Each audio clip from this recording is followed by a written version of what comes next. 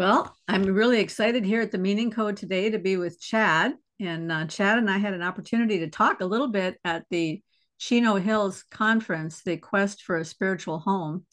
And that was a tremendously exciting experience, both the conference and talking with Chad. So we thought we would get together and have a little conversation here.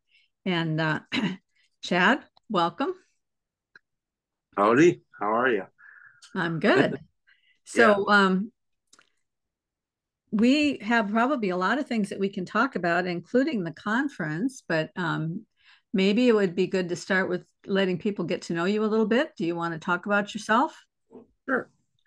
So, so I have my internet name is Chad the Alcoholic, and sorry, this table is wobbly. It's kind of funny.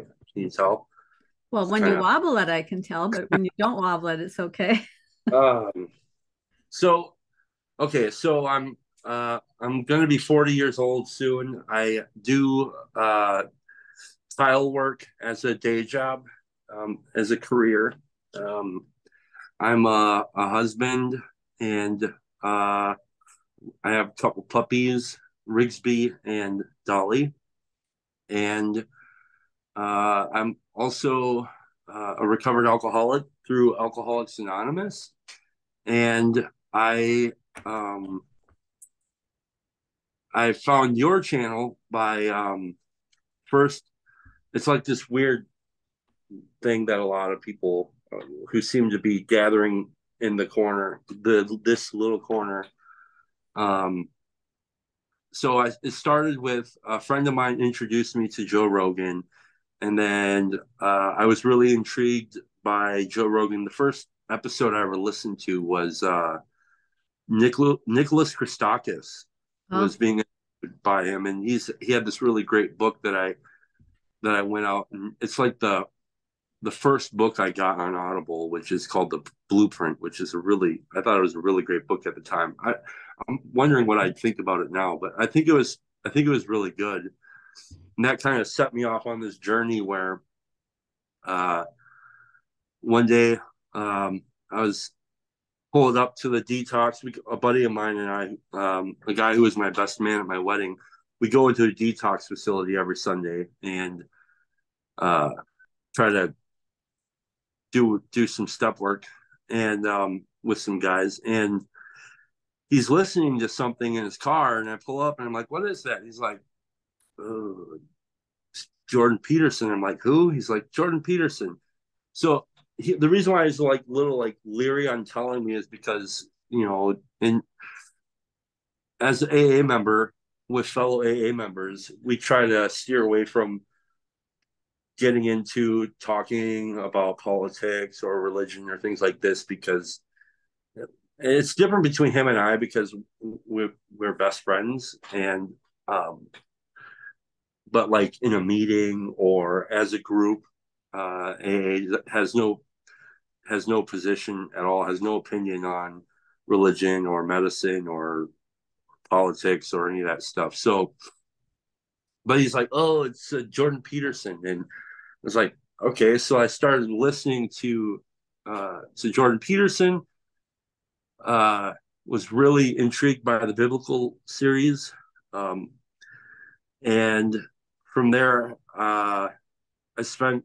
I did listen to some Paul Vander Klay at first, but then I think I like um, something about him at that time annoyed me, so I just stopped listening to him, and I just continued to listen to Peterson, um, and then I started listening to a bunch of audiobooks, and then I make my way into the pandemic, and started um, listening to well, obviously more audiobooks, and then um, um, right near the end of the pandemic there, I started like there's this concept in Alcoholics Anonymous that we have. So it's not a religious program, but they have this concept called a God of your own understanding. and that's a strange concept, but it's one that they uh, so whenever you're kind of in the literature of Alcoholics Anonymous, if ever they mention the word God explicitly, they they kind of bracket that with of your own understanding, and they do that to leave the kind of window open for anybody who is has certain prejudice or ideas about God and or resentments or whatever, because um, they don't want to deny the fact that a higher power or God is the power that um, that gets us sober, but they also don't want to alienate anybody who, like them, were very obstinate against God. So, anyways, this whole idea about the God of our understanding, um, they have this so that we can seek God. So, like, one of the ideas is uh, seek God and help others. Like, that's basically the foundation of Alcoholics Anonymous. And so I'm walking around for like 8 or 9 years with this idea of uh, seeking God of my own understanding and seeking God basically through service of others and stuff like that. That was the basic idea that I was operating on. Because for whatever reason, I just, every time I heard the word Christ or Savior, I would just like bristle with antagonism. I just get so bound up, and I really don't know why that is. I think the best way I can kind of characterize that is, at the time I thought, what kind of like spiritual leader would call himself a savior? That just bothered me for some reason. I thought there was like this total lack of humility, and then on top of that, it's like, who could buy all this crap anyways? There's this like nonsense to me. But I had a lot of experiences, encounters with God, a God of my own understanding, ones that I couldn't explain to anybody. And so I'm walking around with this concept of God and my own understanding, helping others, all this different stuff, um, and then I started to reach a point where, like, this idea um, was kind of running out of steam. It wasn't really working as well as it once was. It started to reach the bottom, I guess, of that particular well. And um, and so I go to my sponsor one day. I said, you're a smart dude, like, and you're a Christian. Like, how do you understand that? I don't understand. And he just says, "Oh, I don't know. I was raised in it, and I guess it makes sense to me, and that's it." And I thought, that doesn't, that's not helpful at all. Like, Yeah. and um, so while this is all going on, um, I start trying to wonder, like, what is it about this Christ thing that people, I don't understand.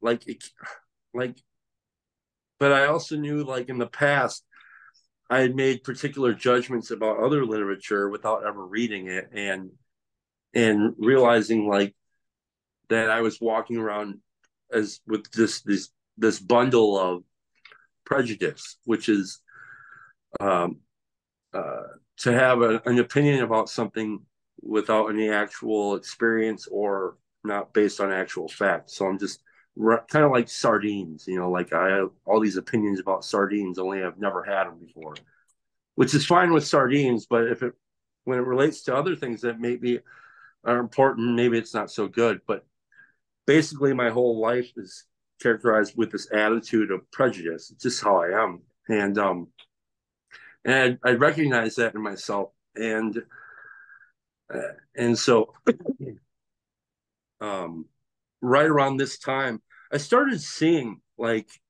when I would drive to work, there's like this billboard that would have like Jesus loves you or something. There's always something new on there.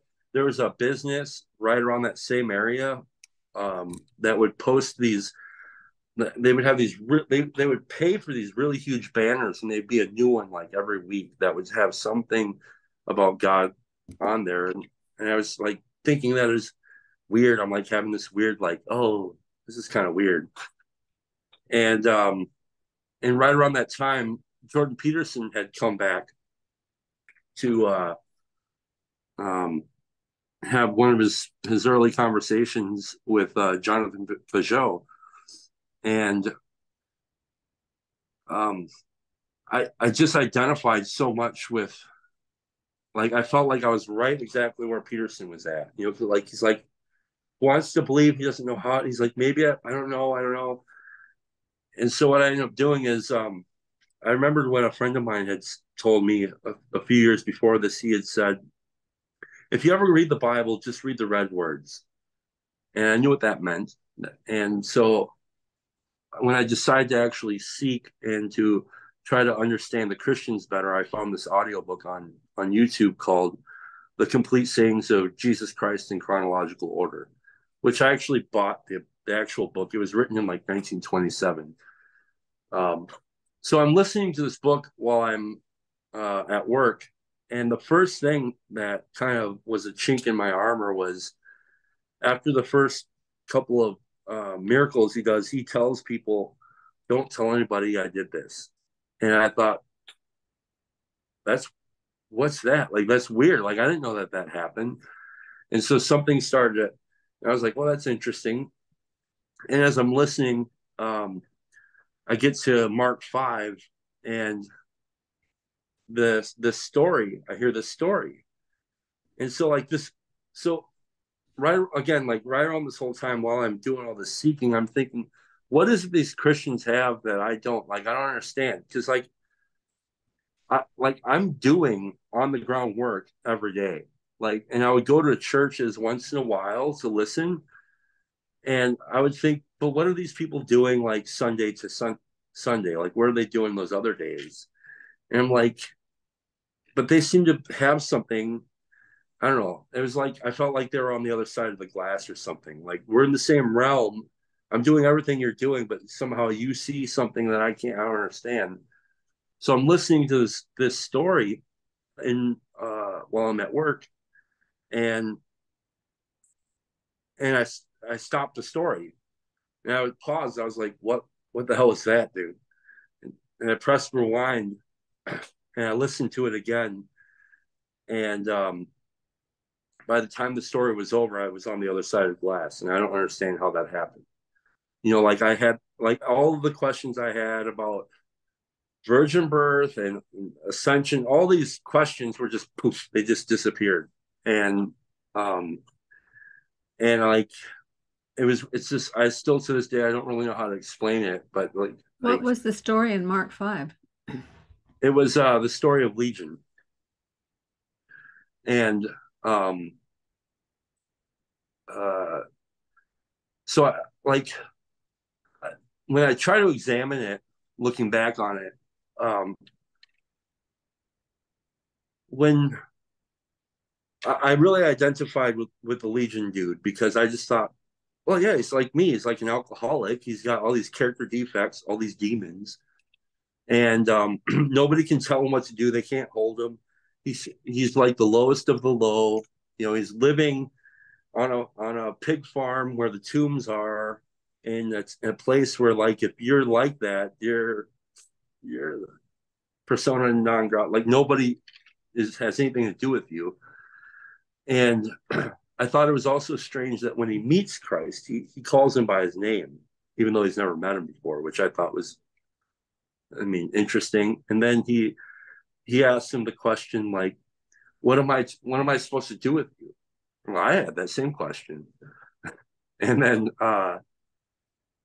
and then after um he's healed, he goes to Christ, and he's like, uh he's fully clothed, and he goes up to Christ. He's like, so can I like go with you? And and Jesus is like, nah, why don't you just stay here and help your friends and tell them what the Lord did? And like, I was like, well, I'm already doing that. Right. Like, and I don't know, it was something about all of that just made everything go away. It made all the questions disappear. They've never reappeared. Um, I've never struggled with any of it. It's just like, I don't know. It's a very um, strange thing, and so that's when I started like right before that happened, about a week and a half before that event happened. I went on the Bridges of Meaning Discord server. I contacted Paul and I told him that I was struggling with this Christianity and stuff. And he's like, go over here. Maybe these people can help you. They got experiences. So I went over there and literally nobody there. I mean, they were trying to be helpful, but nothing they did was really helpful. So, which I think is funny. Um, but so that's how I was introduced to the whole corner, and then listening to all this different stuff, and then um, and so yeah, that was still a very powerful experience for me. When I think about how defiant I was, or how unable, I guess maybe more so, is maybe it's more accurate to say I was unable to believe. Um, I had no problem believing in God at all, like because Mm-hmm. I had all these experiences with that. I just there's something about the Christ thing that just bothered me, and then all of that went away, just completely went away. And then I started Well, I noticing mean, that. I'll say a little something about that. I mean, the scripture does say that the natural man cannot understand the things of God, and so what happened to you when you were reading that story is you went from being a natural man to being a spiritual man, because that's why the scales fell off and the scripture was open to you, right? For my father, it's a much longer story, which I won't say right now, but it happened to him in an instant in the middle of the night with a vision where Jesus came to him with a vision of the foundations of the universe, of the whole world, and somehow showed him everything. And when he went to sleep, he was having really significant brain issues and motor issues and all kinds of health problems. And when he woke up, his mind was clear, and he was pointing up to Jesus and saying, Jesus is my savior. I mean, I've never seen such a radical change in a person from one to the other. And that's because he went to sleep a physical man and he woke up a spiritual man, right? So a natural man and he woke up a spiritual man. That wasn't my experience, but I have seen it happen for other people. With my husband, he was completely natural man, but he had been invited to a Bible study and they were reading through the book of John. I think it was John. And he had taken the Bible home with him to read it. And when he got to the place where the woman caught in adultery was brought before him, and then the Pharisees asked him, you know, what should we do with her? And my husband could instantly see this is a trap. What can he possibly say? Either way he goes, he's in trouble. And then he read the answer and he was like, nobody but God could have said this. And he went instantly from being a natural man to being a spiritual man. It was just like the light came in, right? So it it's a it actually happens for people, and it doesn't happen the same way for everybody, but that's pretty amazing story that you got that out of the story of Legion.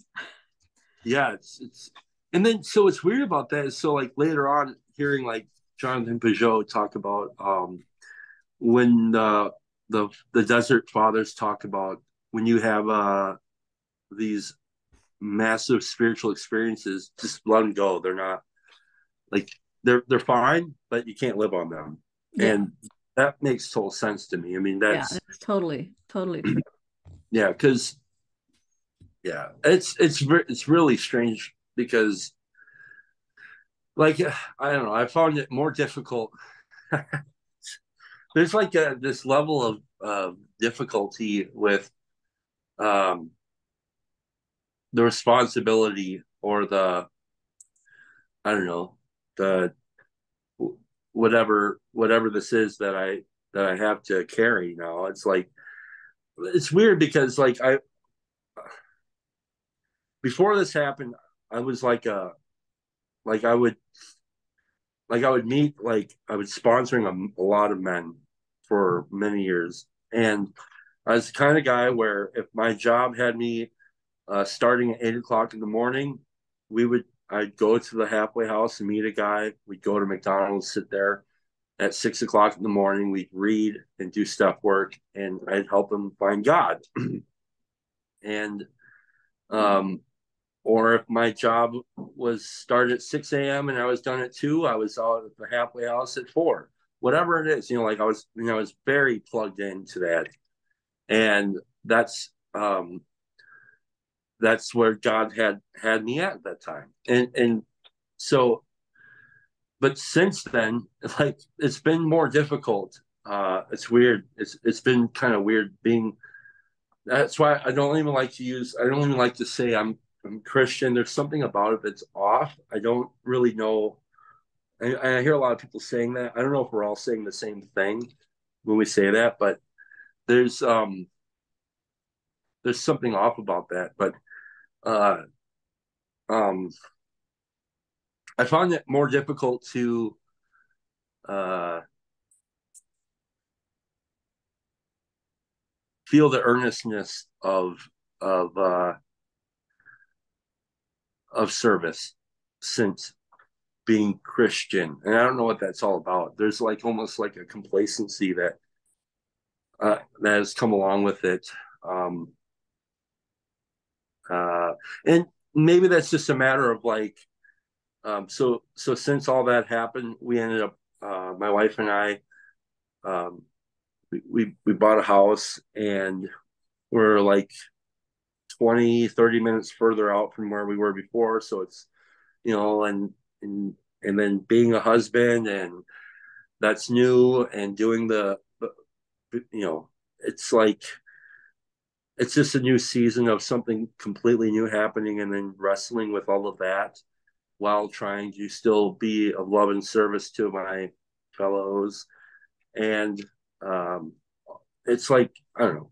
So maybe it's just a Well, matter of that. I mean, you're saying it feels a little bit like complacency, but I wonder if it isn't just you're sensing the grace that comes with the recognition that you're stretched in a lot of different directions. You have a lot of responsibilities, and you are doing your best to prioritize those responsibilities. Um, and being anxious about all of that and feeling under obligation wouldn't improve anybody's life. I mean, if you were having to rush hither and yon to help people under stress and pressure, I don't think it would be of much real help to them. You know what I mean? No, that's true. I totally agree. Now, it's weird because there's not a great amount of stress or anything. It's just that's kind of what was, I think this is like I don't know, the strangeness of God. So he had prepared me the whole time, Mm-hmm. and and and secure in my recovery, and I never felt well. Like since I've been in like actually in recovery, I never felt like, like part of my language, but like a piece of shit in God's eyes. Like I Mm-hmm. One of the first encounters I had with God was this book called Conversations with God by a guy named Neil Donald Walsh, and which is very so all your Christian listeners who are familiar with that will probably turn the channel right now. And because it's like, it's not what it should be and all this different stuff. But I believe God works like beyond our little conceptions, and that's just my experience with it. So there's a security that I have, but I'm also uh, I know me, and I know my selfishness and self-centeredness, and like I know what it's like to get really comfortable and do nothing. Mm-hmm. And I've done some of that, and so it's just a noticing or a little bit of a concern And maybe that's why I'm calling it a season, because it's like this too shall pass and all that stuff. But yeah, I mean, it's the experience. You would think, for anybody who's not Christian out there, you would think like, well, yeah, well, now you're Christian, everything gets easier. It just didn't. It didn't get easier. Like, it got different. And but my whole life got different. It's always, it's like, sometimes I look at my whole life over the past 10 years, and it's just a complete strange thing that all of the self-discipline in the world couldn't have brought about. All of the, I couldn't think my way into different kinds of stuff, like and I don't know, it's just strange to me, I guess, how, like, and I think about this a lot as it relates to, say, the conversations around the corner. um Sometimes I think we talk about things as if we're going to really manage them, and I don't know how much we actually are. Like, even around the conversation about like AGI and stuff like that, it's like, I don't know, maybe that's exactly where God would have us right now, dealing with this new thing. I don't know. Sounds horrifying in some respects, but maybe that's just what it is, and maybe, mm, I don't know. You know what I mean? So, like, I'm always kind of vacillating between these two different things. Like, sometimes it's my conspiratorial mind will go like worry, a lot of interest in something I'm worried about, and then like thinking about it, and then like a week later I'm like, whatever, it's fine. So, Well, I do think that part of the reason, like, well, let's say, for example, AGI, getting all concerned about that and wigged out about it. I agree with you. At the end of the day, if it's going to happen, it's probably going to happen. But I, at the same time, I also believe that God does call certain individuals to stand in the gap and call them, even if standing in the gap is not ultimately successful, they are called to stand in the gap. I mean, I think of even Samson. He was not a spiritual man. He was a man of deep sin and rebellion, and yet God had called him to um, help Israel get freedom from the Philistines, and ultimately he was able to help in that, even though it brought down his own life as well. So sometimes certain people are called to stand in the gap, regardless of the outcome, and other people are not called to stand in that gap. And so if we get ourselves all worked up about every single thing going on, then our ears aren't going to be awake or tuned in to whatever God is calling us to participate in, because maybe the thing that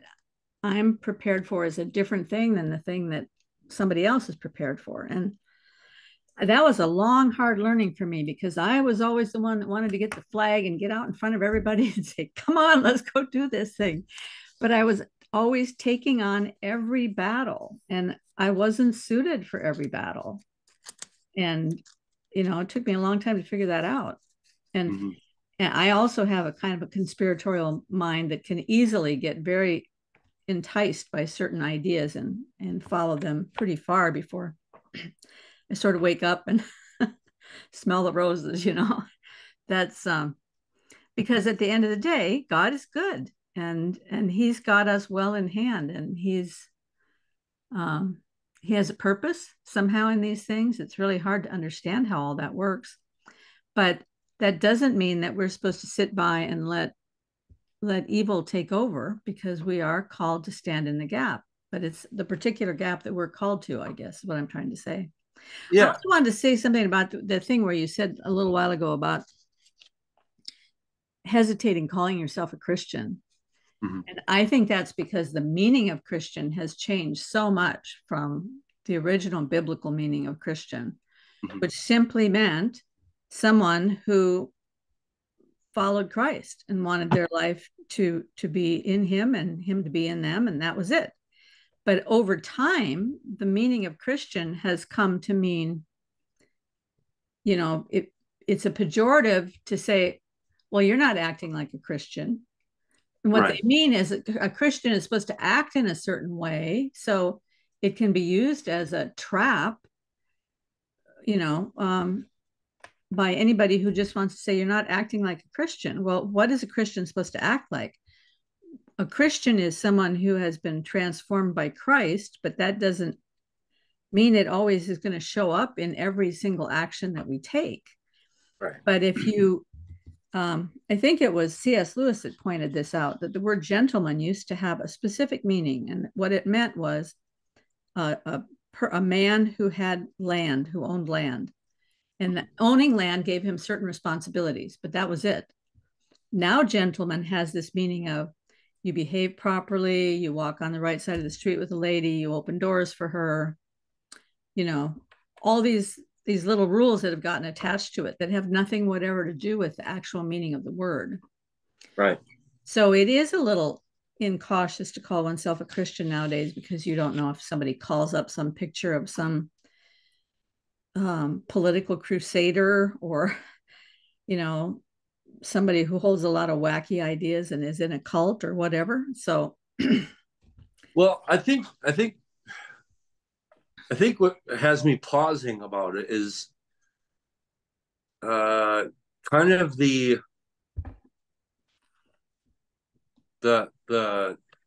reluctance around branding, like mm-hmm. like how easy it is just to say something that, or like we drop into these different kinds of categories, and there's just something about it that the here's another way of looking at it.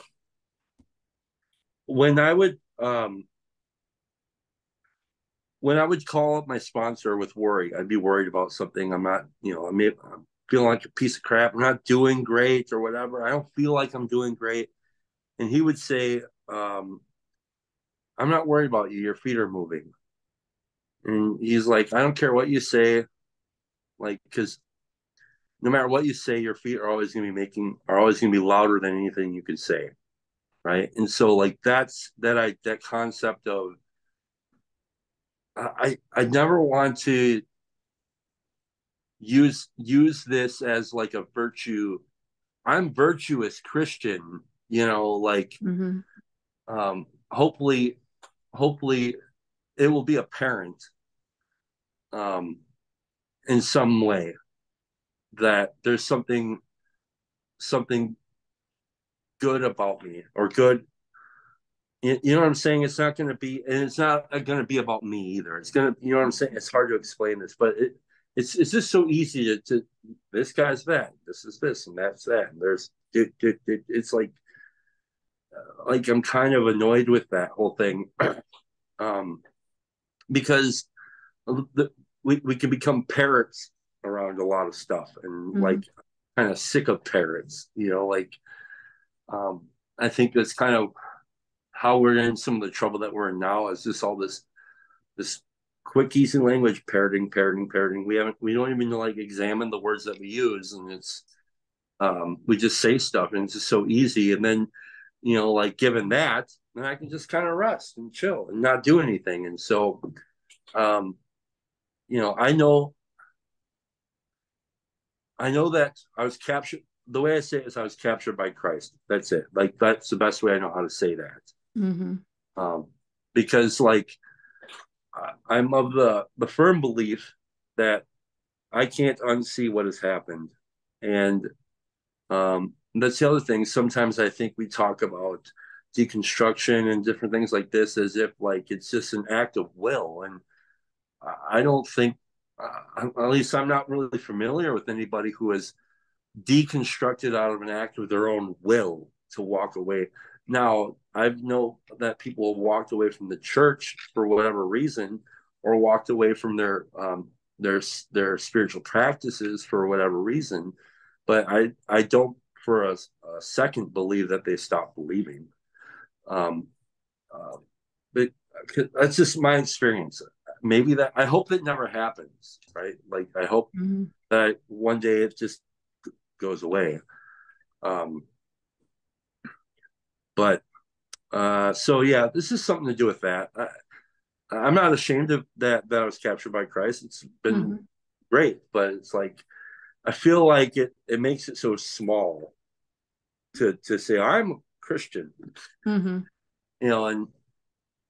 there are times where in conversation, like if I'm on the Discord or whatever, somebody new is in there and we're having conversation. Yes, I'll use it, but I like I, I'm reluctant to use it sometimes because I just think it's quick and easy, and it's it's more of a virtue signal than anything.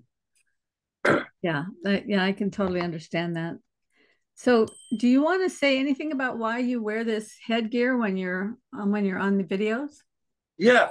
So okay, so uh it wasn't long after I all this whole event happened where I was captured by Christ, and I'm going on the Discord, and then I'm noticing like there's all these cool channels. There's the original Randos United channel, there's Sevilla King, there's your channel, there's all these people who are contributing to some conversation here, and I wanted to contribute in some way. So initially, I made this channel called the Bridges and Meaning Hub channel, and I put a bunch of I made a playlist of everybody's channels, and then put a bunch of audiobooks on there and stuff. And but then I realized like nobody's going to come to this channel, so I thought, well, maybe I can make a little bit of content so I can get people to come to this channel so they can find other channels. Um, and I wanted to also talk about my experience in Alcoholics Anonymous. But um, uh, if you go on, like if you go on YouTube and you look up people talking about AA, there's like literally nobody that I found that is following the traditions of Alcoholics Anonymous. As far as like, so there's this tradition, it's called the 11th tradition, where we practice anonymity at the level of press, radio, and films, right? And so it doesn't matter if you're, Elvis or Steve down the street, like if you're a member of Alcoholics Anonymous, it would be wise of you to adhere to this tradition, which is not a rule. It's a very strong suggestion. And it's for two reasons. One of the reasons is to protect you from your own ego. And the other reason is to protect AA from your ego. And so in some respect, I haven't adhered to the traditions of Alcoholics Anonymous entirely, but at the very least, I've kept my face out of it and my last name out of it. um, and so it's a practice of sorts. Uh, so when I wanted to go online and to talk about this stuff, I wanted to try to be useful to people around the language of AA. And everybody's talking about spirituality and God. I'm like, well, where's the AA guy? Because like this, I think we have something very significant to offer to the conversation. Um, and I didn't know how I was going to do it. Well, like 5 years ago, a friend of mine went to Mexico on a trip, and while he was there, for some reason, thought it necessary to buy this mask and another mask as a gift for me. I don't know why. I've never given him any indication about wrestling. I'm not a wrestler. I don't. And he bought them for me, and they sat in a box in my closet for all that time. And one day when I was thinking about the content I was going to make for this channel, I'm like, oh, there's the mask, and then there's the wrestling with God thing, and I thought, and plus it's kind of funny. I thought, wouldn't it be funny if like there was like a newscaster who was doing really stupid news, or it's not news at all, but it's kind of just irrelevant, but it's kind of talking about characters that I'm seeing on the internet here, and then just kind of, I don't know, see what happens there. And then I had this tie and this shirt and this coat. So at my home group, um, we have a custom where if you're going to speak at the podium, you wear a tie and a shirt and a coat and a coat.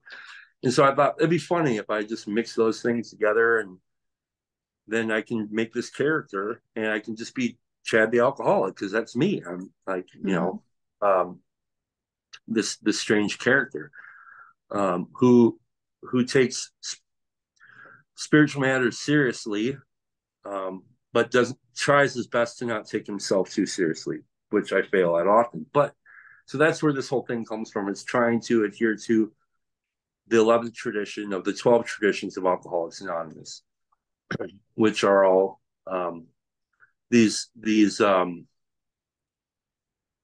were, the way it's described is that the traditions were hammered out on the anvils of experience, which indicates that there was a lot of bad mistakes in early AA that they tried to learn from, and they wrote out these traditions. They came after the steps, so like 15 years later, and so they made these things called traditions. Like the first tradition is unity. The second tradition is there's no authority except God, as he is expressed in our group conscience. There's the third tradition, which is that the only requirement for membership is a desire to stop drinking. The fourth tradition is anonymity, or not anonymity, autonomy, group autonomy. The fifth tradition is our primary purpose, which is that we just try to, as a group, our only aim is to be useful to the alcoholic who still suffers. That's it. Period. We don't sell cookies. We don't. We just want to be help the alcoholic who still suffers. Six is, I can't remember the sixth one right now. It's kind of one of those ones everybody forgets. The seventh one is self-supporting through our own contributions. We don't take donations. We only contribute. So if I say I'm a member, which I can, because nobody can tell me I'm not, I want to take responsibility for contributing, making contributions to the group, so they can buy coffee or pay for rent and send some off to New York, so New York can send books to different corners of the world where they're suffering alcoholics. Also contributing in the way of like being of service to my group. Like maybe I could like do setup or cleanup, whatever it is. And then no affiliation with outside entities at all whatsoever. We have no opinions on outside issues. We try to practice public anonymity, and the 12th tradition, which is spiritual anonymity, which is that anonymity is the basis of all our traditions. It's like principles before personalities. So, like just because Chad doesn't like how shit's going doesn't mean he gets to monkey stuff around. You know what I mean? So that's the traditions in a nutshell. That's so great. The pastor that we used to have at our church, maybe 4 or 5 years ago, did a whole series of teaching on the 12 steps. Every week he taught about one of the steps, and he went into great depth about it, because he said if the church could be more like AA, it would improve things much, especially for people who are coming in who are maybe a little bit lost or uncertain, or people who are coming in who are hurting or who need help. If we could be more like that kind of an environment for people. So he went through the whole thing, and it was really excellent. Yeah, maybe if we were less atomized in the church, that would be better. Like the idea of one alcoholic helping another in like what they call a sponsor. All it is just somebody who has experience, worked through the steps. They've sought God and did inventory and cleaned up their past and continue to seek God's will for them, and and help others. If there was something more like that in the church, that would be great. I think. I know that there's probably a lot of concern. Well, you can't just have Steve over there helping Jeff go through the Bible. I mean, it's like people are worried about that, which is understandable. I mean, I'm worried about a lot of it, sponsors in AA too, but I think if you're familiar with, I don't know how to say it. So there's this. If my sponsor always said, if you want to get closer to God, help his kids. And that's like, it's been my experience, and make that a serious piece of business in my life. Like love and service, regardless of what I think or feel about that. And um, that's made everything make sense in my life. Doesn't mean I'm always going to like it or that's comfortable or anything like that. The whole thing, the whole AA thing is very, very, very strange. It's like complete. I don't know. It's a complete accident in the first place. So just You the fact that mean that it ever came about, or that you got involved in it, or what aspect of it do you mean? that it even exists at all. Um, you know, because so alcoholism has been present pretty much as since man has crushed grapes. And I know you and I have talked about this. People used to drink, they used to make fermented water, or basically because to kill off any germs. But there was always like at least probably some small percentage of people who were going to be alcoholic. Even today, I think it's only maybe 10% of people are alcoholics who drink. Mm. So it's a smaller number of people as a whole. Um, and as far as I understand it, there's um, the likelihood of somebody who is an actual alcoholic of just stopping and turning his life around was virtually zero. I mean, it would once in a while somebody might have like a religious experience where it just bang turns them on, they're done forever. Maybe somebody um, uh, is able to, and we even talk about this in our literature. There's like the difference between a chronic alcoholic and an acute alcoholic. Um, and like the chronic alcoholic, his problems really begin when he stops drinking. And the acute alcoholic, he like even if he's physically addicted to alcohol and he's separated from alcohol, he can walk away and never thinking about it again. He does well in life. He's just fine. But there's this really small percentage of people who are these chronic alcoholics, and they never really um, had a real repeatable solution that they would really be willing to engage with, at least, right? Like even guys who would go to church, even with for whatever reason, they just couldn't stop. And so about 100 years before Alcoholics Anonymous, there was a group called the Washingtonians, and they found that this concept of if one alcoholic like somehow helped another alcoholic that they could stay sober, but there was no God element in there at all. And they got actually their numbers are anywhere between like 100 to 600,000 members, something like this, some crazy number. And they started eventually getting into the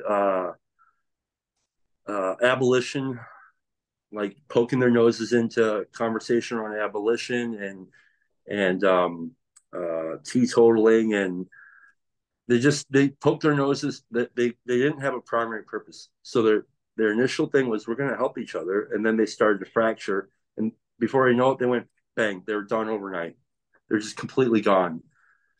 And then about 100 years later, a couple drunks accidentally basically find a solution to alcoholism, and they end up taking and they discovered if we do this and we carry this to the next guy, maybe that'll work.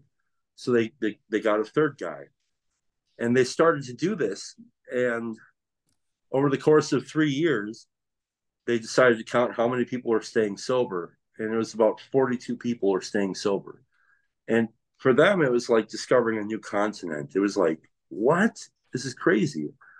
And they thought we have to do something. So they decided they had all these plans that they were going to do, and they eventually settled on writing a book, and that's the Book of Alcoholics Anonymous, which basically the first 164 pages is basically not changed at all since then. And then the rest of the book is stories that have been updated through the years. We're on the fourth edition now. We're writing a fifth edition. Um, and it's very, very strange.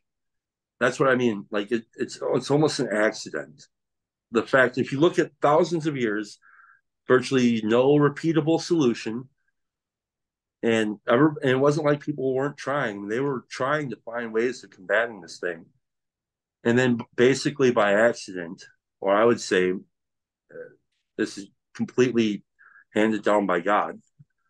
Um, People are able to find a solution that is repeatable, if you're willing to submit to it, and and there's who knows how many countless people it's helped, you know. So it's just very strange. Well, but if you're willing to submit to it, seems like the big key.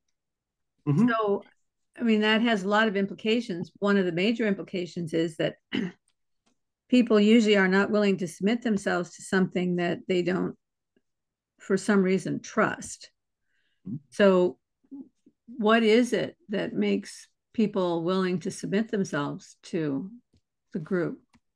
Well, there's a dilemma, right? And I didn't even know what that meant actually a long time ago. And then I found out a dilemma means the choice between two equally un, undesirable options, right? And so the dilemma that we have here is die alcoholic death, which can take a very long time, by the way. Um, if you're lucky, maybe it won't take so long. But so there's the dilemma of alcoholic suffering that you're already a parent of, and then or uh, seek spiritual help. That's it. And you wouldn't do seek spiritual help unless you were really willing to surrender the alcoholic suffering. And what's weird is that alcoholics will wrestle with which is the better idea. It's like, hmm, suffer alcoholic death or God?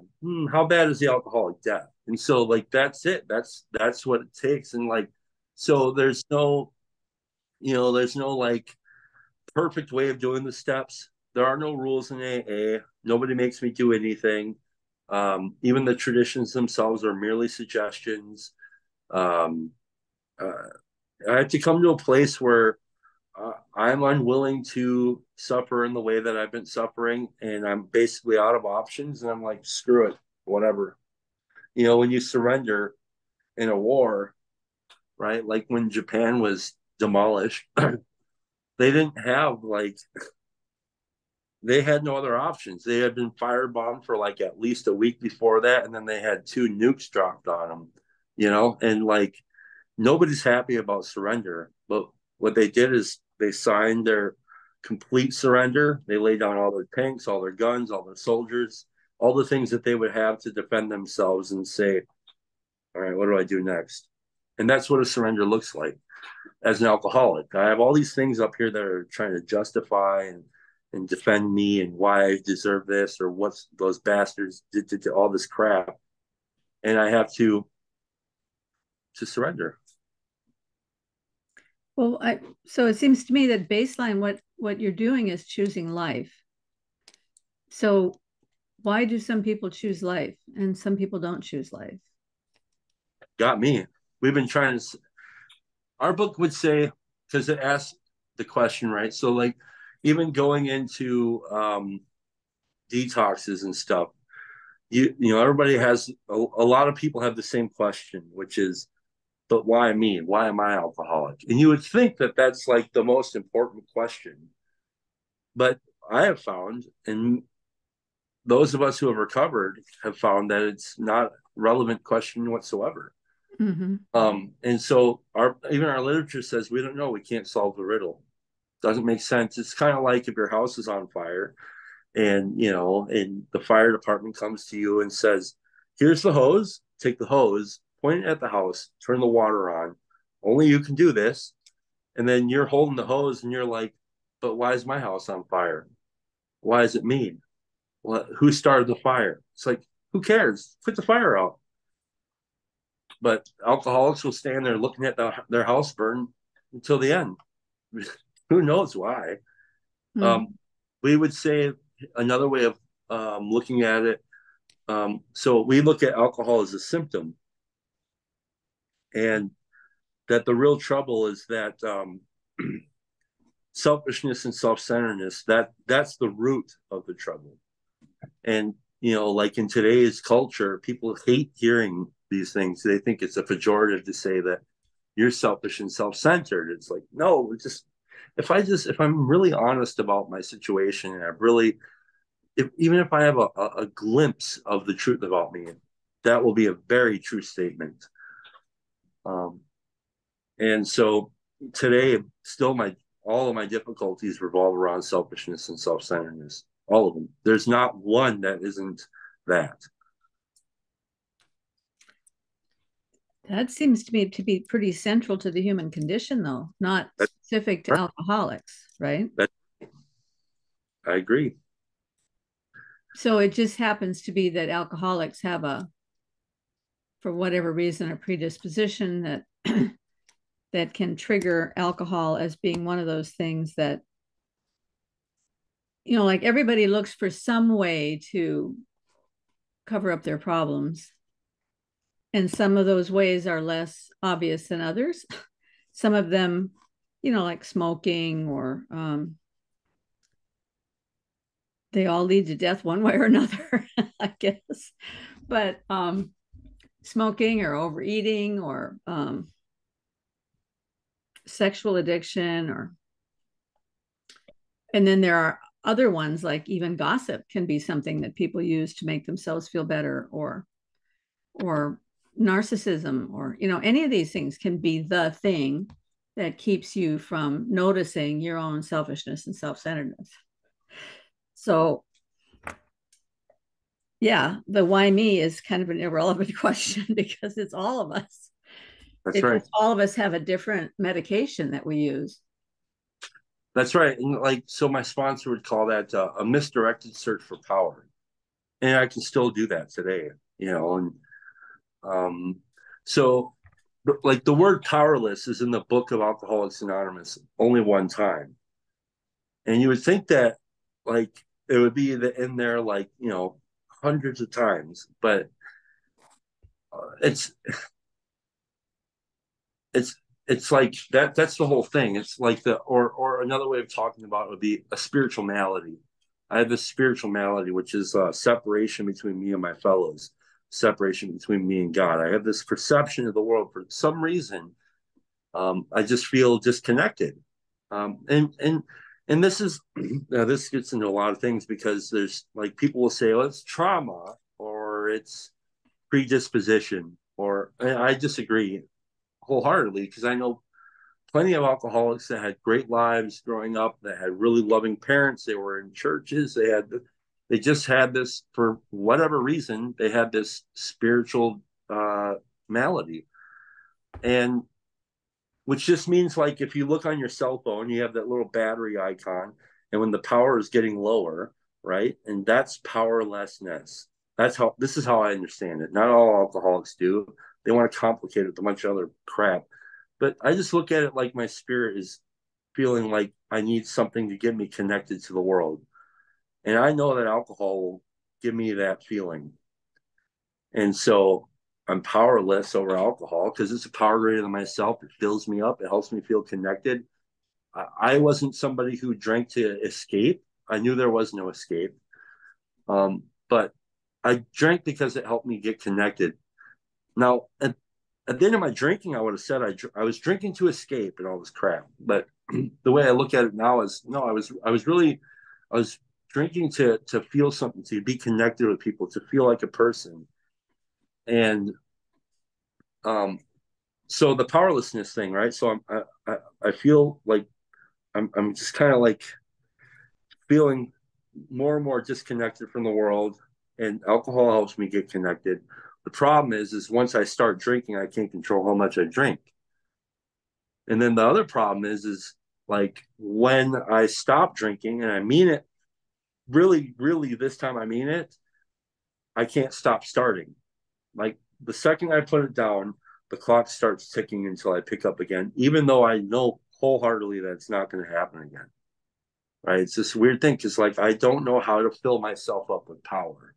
I don't know how to fill my, and some would say it's like a God-shaped hole or whatever it is. And yes, it can be shopping, it could be sex, it could be power, it could be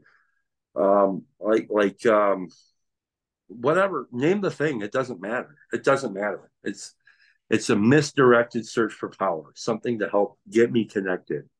Mm-hmm. And that's why alcohol is but a symptom.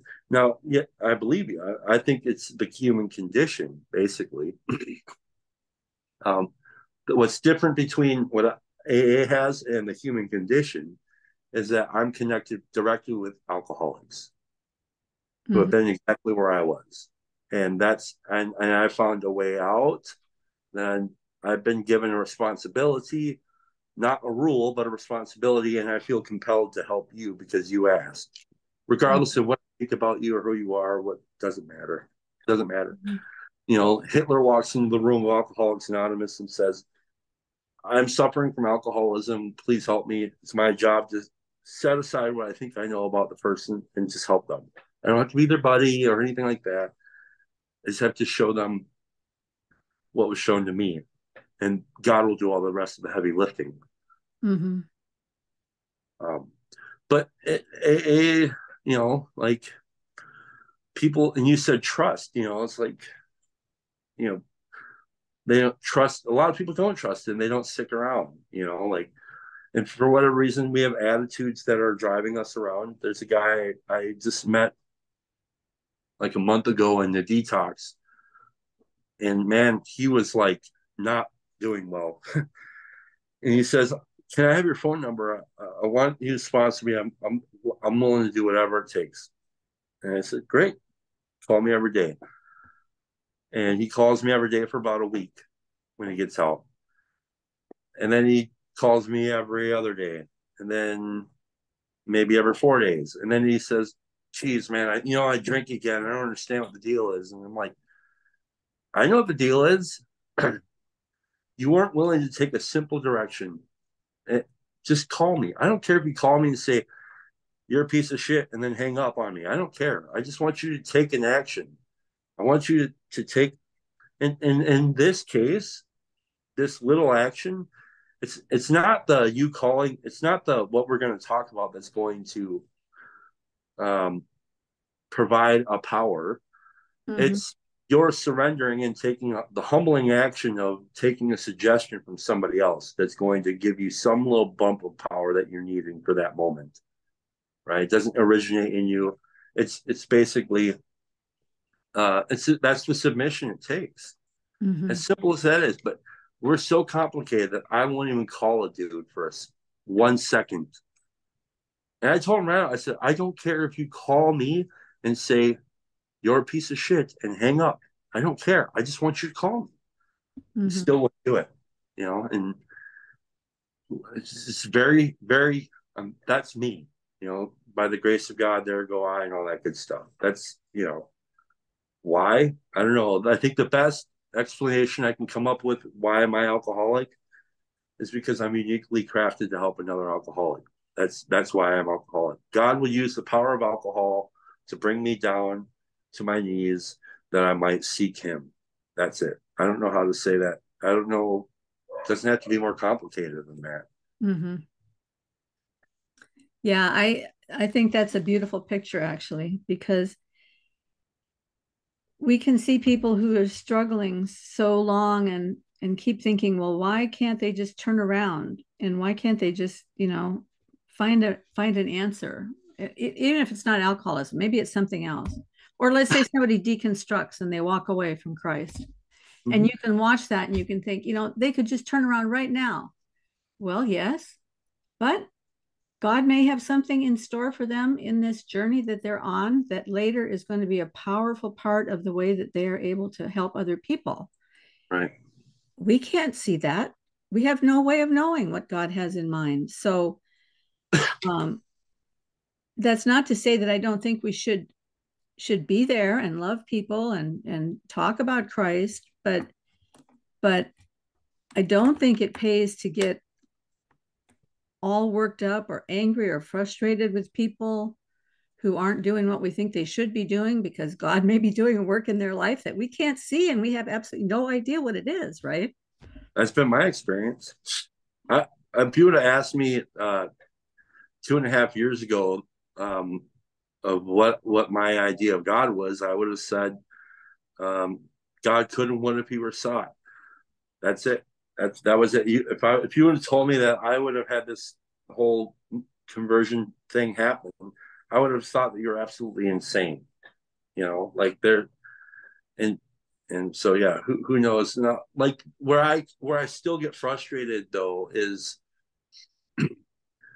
so when I look at like I feel like the people that were lived before AA or who have no access to it at all, don't aren't have no idea about it, they have, in my opinion, kind of a valid excuse to um I don't know how to say that. Like their suffering has no answer to it, right? Now, I think when somebody is suffering and then they come into contact with a real solution and they don't do anything with it, uh, I've had. I know it sounds cold, but like sometimes I just like, and you'll see this. People will like they'll begin and then they're off and they leave and then they come back, or like even in some of these other like HA or whatever. I know some people in that program where people have overdosed, have been dead and resuscitated, and they go into their heroin anonymous program and and then use again and then die again and then it's like, and then sometimes they don't make it, and like I feel sad about it, but at the same time I also feel kind of like I'm not going to be held hostage um by this moment because I don't know. Maybe you didn't want to. I don't know. I don't know. I'm not trying to be that cold about it, but um, there comes a point when people become overly compassionate and they try to uh, I don't know. They I don't know. They become held hostage by the inaction of other people, and I just don't have patience for it. I just don't. Not that I'm like, oh, you're a piece of shit or anything like that. I don't, I'm just like, well, I don't know. I can only carry a message. I can only try to carry a message. I can't carry a person, like Mm-hmm. Mm-hmm. maybe not everybody's meant to make it. Just like, I don't, maybe not everybody's meant to be in this religion or that religion. I don't know, man. And like, and I'll hear even sometimes in the corner, people will talk about how, you know, maybe let's use Vervaeke for example. He's not. He needs to be Christian, or what's like why does he?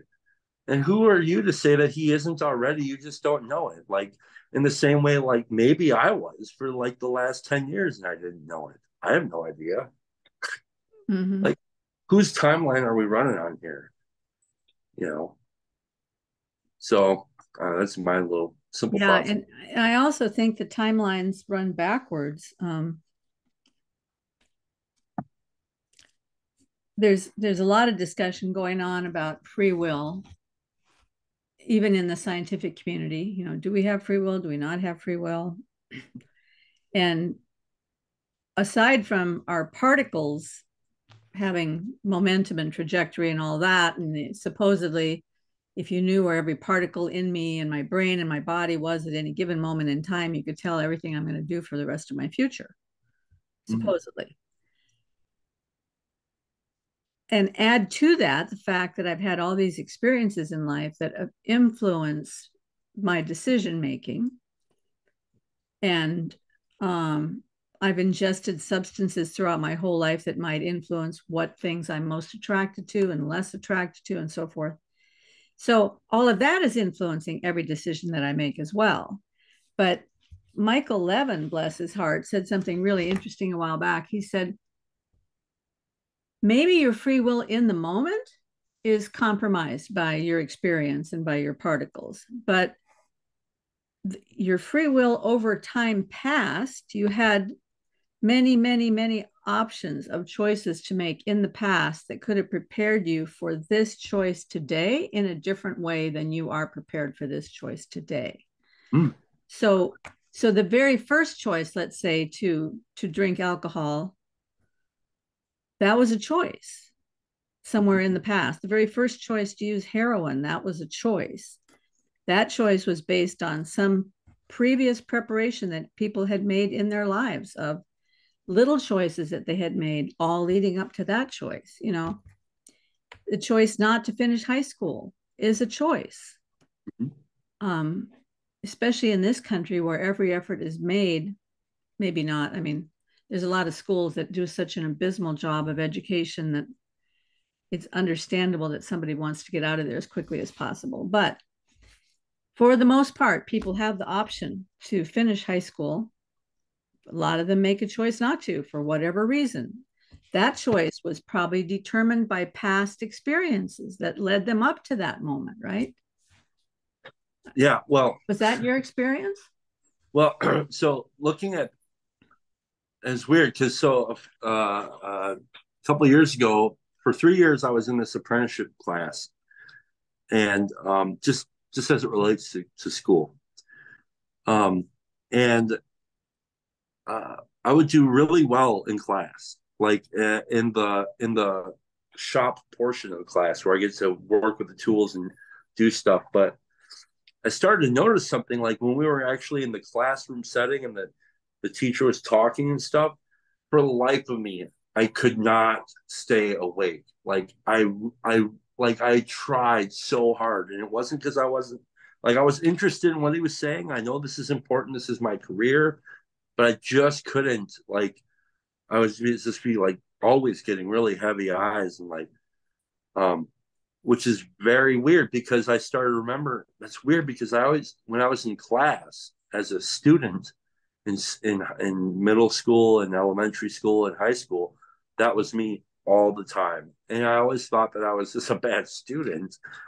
And I don't know, I don't know if uh, I don't know how that influenced me, but there's a lot of stuff going on, and I decided that yes, I did make the choice to not finish high school because I knew I was going to have to do another year of high school.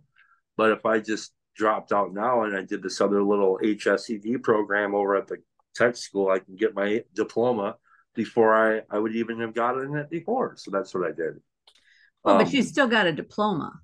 I did, yeah, Yeah, yeah. But I mean, there are a lot of people that just drop out and never get the diploma. And then 20 years later, they start blaming the world because they're not making an adequate living or something like that. yeah.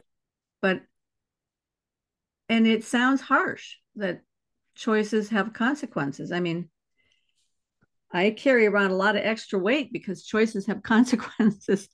And lately, I've been trying the thing of not eating until noon and then only eating protein. And that's been really helpful. That's been very helpful. So we'll see how that goes. But this has been great, Chad. I'm really looking forward to the conversation that we're going to have with John. I know that we were going to touch on some other topics today, but I have kind of a hard stop in a few minutes Okay. because of another appointment. And so, but was there anything you wanted to say to wrap up before we finish? I just wanted to say thank you. I really appreciate you having me on. I hope we could talk again in the future, even beyond John. Maybe we can get into some other stuff around uh, art and wherever all this is all heading and how exciting this is and whatever thoughts and concerns we have with the whole Yeah. thing. I would love to talk with you about art because I know you mentioned before we started talking today that art and drama and storytelling and all these things are ways of kind of keeping us more connected, more embodied, more connected to community in the world, and more connected with actually doing things like real hands-on kind of things that keep us tethered in a way that all the thinky talky stuff doesn't keep us tethered. Right. So yeah, let's All do right. that. Sounds great. Well, thank you so much for spending time with me today. Yeah, I really enjoyed it, Chad, and I'm very much looking forward to your insights in the future. Likewise. Okay, have a great day. Bye bye.